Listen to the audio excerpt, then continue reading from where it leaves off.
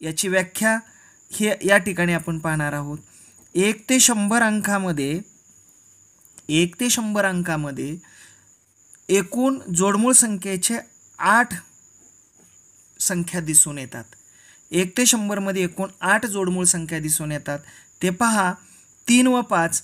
कारण का जोडमूळ संख्येची व्याख्याच अशी आहे, ज्या दोन मूळ संख्येच्या दरम्यान ह्या दोन मूळ संख्येच्या दरम्यान एकच संयुक्त संख्या असते. 3 व 5 3 मूळ संख्या आहे, 5 ही मूळ संख्या आहे आणि त्याच्या दरम्यान असणारी 4 ही संयुक्त संख्या आहे. म्हणून 3 आणि 5ला कसली संख्या म्हणतात? जोडमूळ संख्या म्हणतात. म्हणजे दोन मूळ संख्येच्या दरम्यान जर एक संयुक्त संख्या असेल तर अशा संख्यांना आपण जोडमूळ संख्या असं म्हणतो. 5 व 7 ही देखील जोडमूळ संख्या आहे, कारण की यांच्या दरम्यान फक्त एकच संयुक्त संख्या आहे.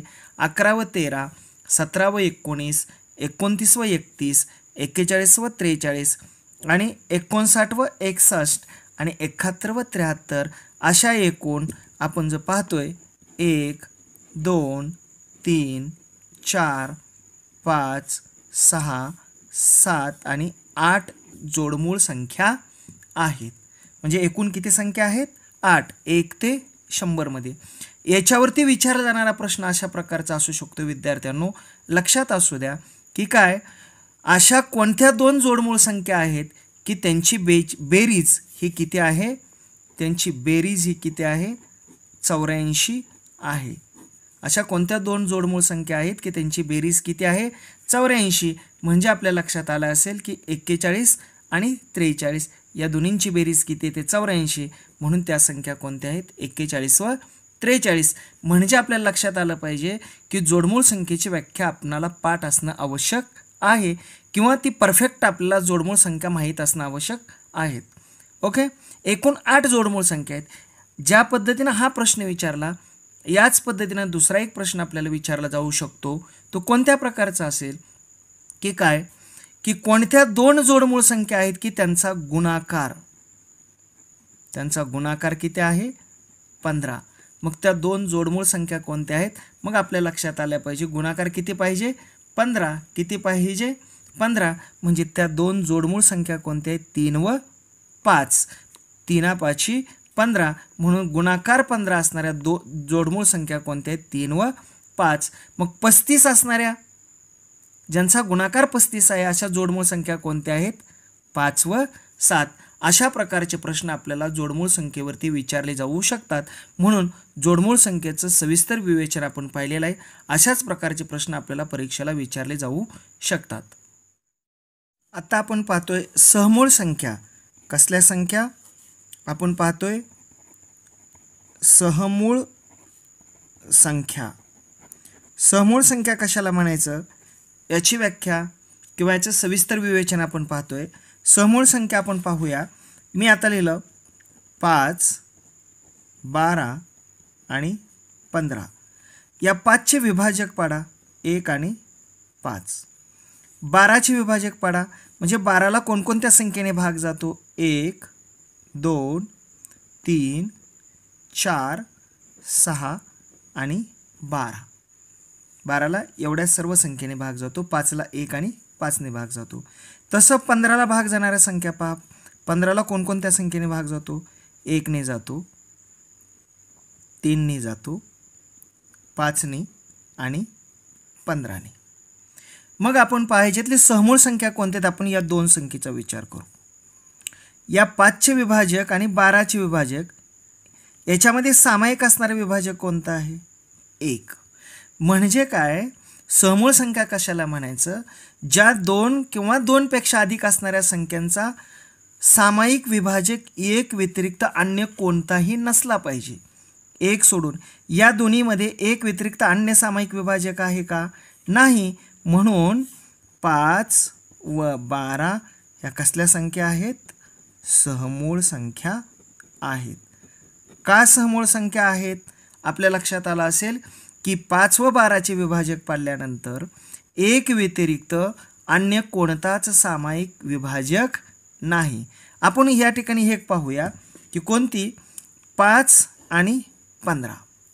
5 आणि 15चा जर विचार केला, हा एक सामायिक आहे, हा एक सामायिक आहे, हा एक सामायिक आहे, हा एक सामायिक आहे, म्हणून 5 आणि 15 सहमूळ संख्या होऊ शकतील का? नाही. का? तर 1 सोडून 5 हा त्यांचा सामायिक विभाजक आहे, म्हणून 5 व 15 या सहमूळ संख्या नाहीत. या सहमूळ संख्या आहेत का? नाहीत. परंतु 5 व 12 या सहमूळ संख्या आहेत, कारण का 5 आणि 12चा एक व्यतिरिक्त अन्य सामायिक विभाजक नाही.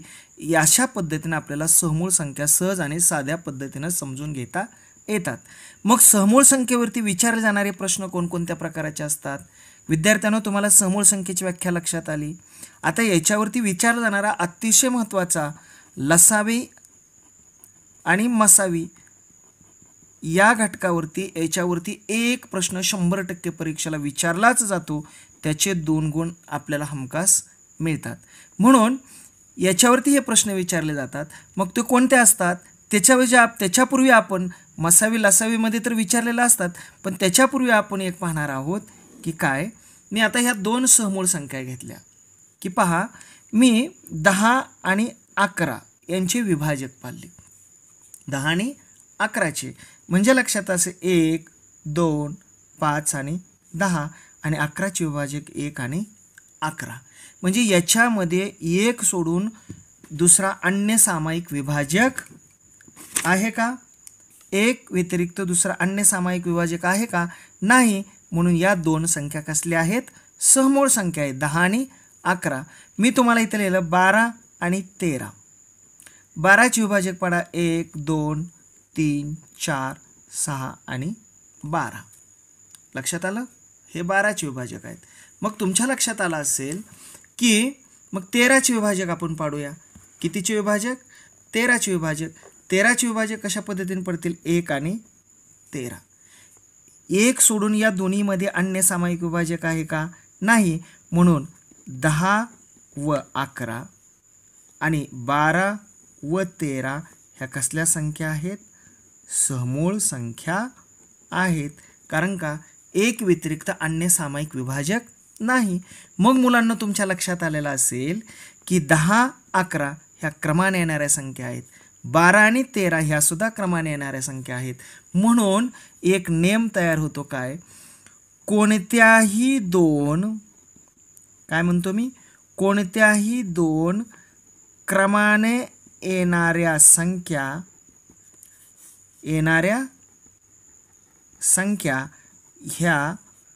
ह्या सहमूळ संख्या असतात. सहमूळ संख्या असतात. कोणत्याही 2 क्रमाने येऊ द्या संख्या, त्या कसल्या संख्या असतात? सहमूळ संख्या असतात.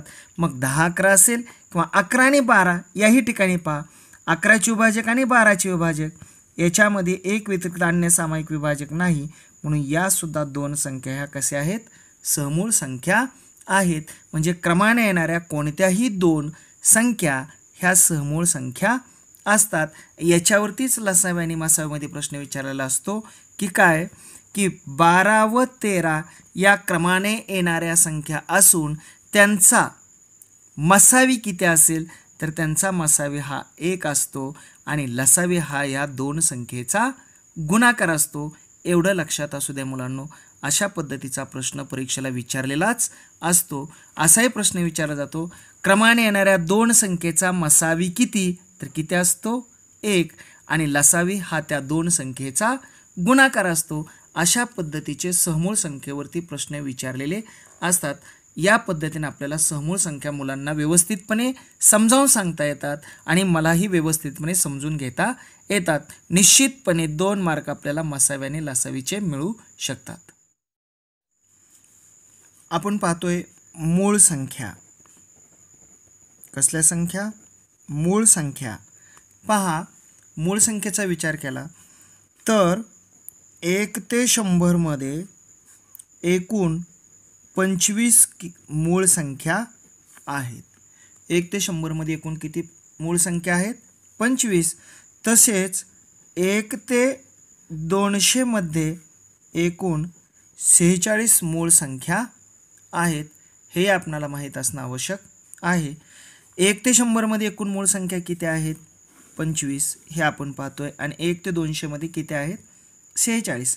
मग पहा, 1 ते 10 मध्ये असणाऱ्या 11 ते 20 मध्ये असणाऱ्या, 21 ते 30 मध्ये असणाऱ्या, 31 ते 40 मध्ये असणाऱ्या संख्या, 41 ते 50 मध्ये, 51 ते 60, 61 ते 70, 71 ते 80, 81 ते 90 आणि 91 ते 100 याच्यामध्ये असणाऱ्या मूळ संख्या आपल्याला माहीत असणं आवश्यक आहे, कारण का याच्यावरतीच परीक्षेला वारंवार प्रश्न विचारलेले असतात.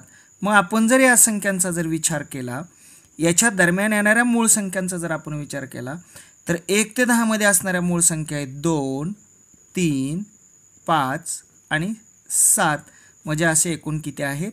4. 11 ते 20 मध्ये असणाऱ्या मूळ संख्या कोणत्या आहेत? 11, 13, 17 आणि 19, त्या देखील किती आहेत? 4. 21 ते 30 मध्ये असणाऱ्या मूळ संख्या कोणत्या आहेत? 23 आणि 29, म्हणजे असणारे आहेत 2. 31 ते 40 मध्ये असणाऱ्या मूळ संख्या कोणत्या आहेत? 31 आणि 37, असे ह्याही किती आहेत? 2. 41 ते 50 मध्ये असणाऱ्या संख्या आहेत 41, 43 आणि 47, म्हणजे अशा किती आहेत? 3. 51 ते 60 मध्ये असणाऱ्या मूळ संख्या किती आहेत? 51 ते 60 मध्ये असणाऱ्या मूळ संख्या आहेत 53 आणि 59, म्हणजे 2. आणि 61 ते 70 मध्ये असणाऱ्या संख्या आहेत 61 आणि 67, त्या देखील किती आहेत? 2. 71 ते 80 मध्ये असणाऱ्या मूळ संख्या मुलांना किती आहेत? 71 आहे, 73 आहे आणि 79, त्या किती आहेत? 3. 81 ते 90 मध्ये असणाऱ्या मूळ संख्या किती आहेत मुलांनो? त्या जर आपण पाहिल्या तर 83 आणि 89, अशा एकूण 2 मूळ संख्या आहेत.